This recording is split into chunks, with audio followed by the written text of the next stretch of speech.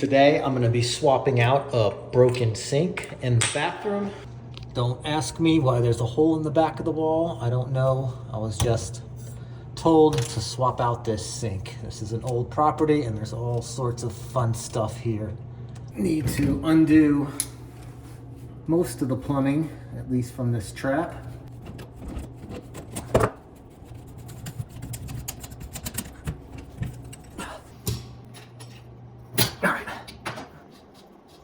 Not the style I was thinking of, but it's no worries. We got it.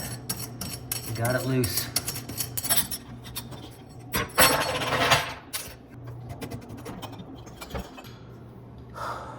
Now this sink does have some clips.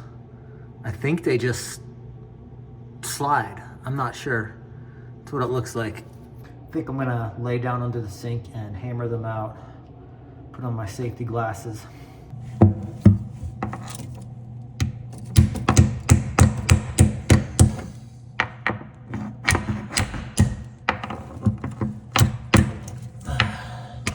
These are weird. Not really sure how these are supposed to work. Okay. I guess they just wedge up in there. Yep, that's how they do. They wedge up in there. Learn something new every day. Okay. All of the sink clips are out. And the sink is still in place. Let me reposition myself.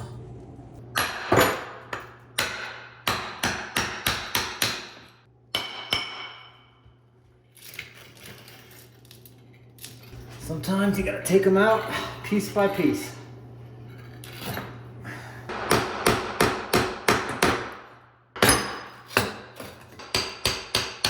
I forgot to mention, I do have a rag in here to prevent crap from falling into the drain. Kind of therapeutic. Smashing stuff.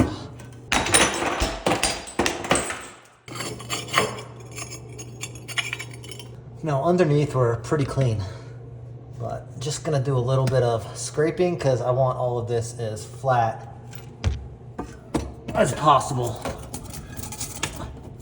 The cleaner job you do, the easier it is. The easier it is and the better it looks. Now, if you got good clips, silicone will work because the clips are gonna hold it. The most important thing, besides the glue, if you have clips, is get it up there tight. So I'm gonna use this C-clamp, remove that. I had to grind down the stopper to be able to remove this. And I'm gonna pull this sink up and then put this through the hole and rest this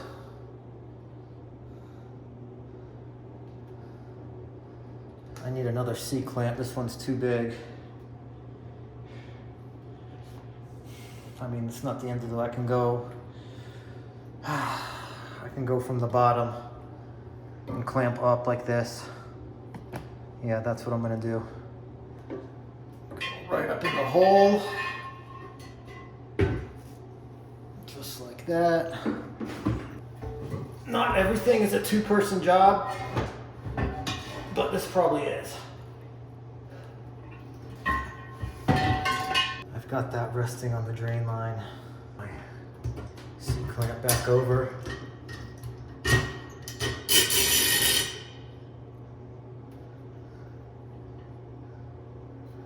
I think this would be the most effective way, and I gotta get another board for underneath the sink.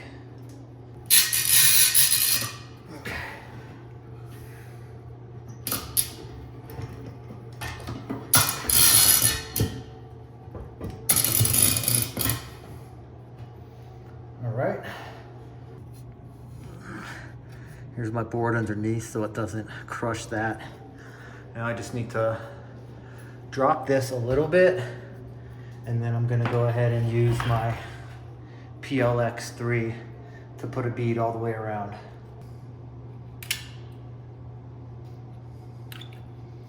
And I'm not gonna do a thick bead because I'm gonna get it up there tight.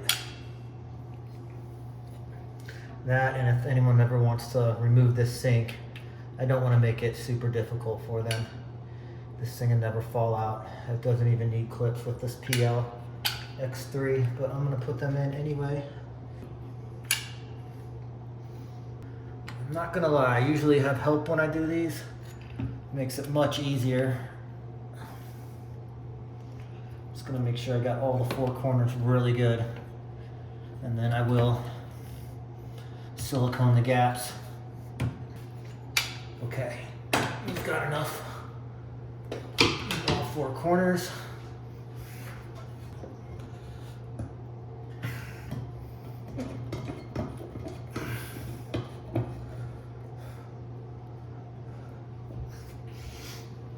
Got it tight, but not too tight. Not yet, anyway. Okay, I've got it tight, and it's pretty much right up against the countertop. Now I'm gonna clean up fast before this stuff dries, because this stuff is not fun to clean up when it's drying. Also wanted to stress, don't over tighten this. You just want it to where it's not gonna move. Like, it's tight. If I bump it, this sink's not moving. I want this PL X3 glue to set. And I've cleaned it up pretty good.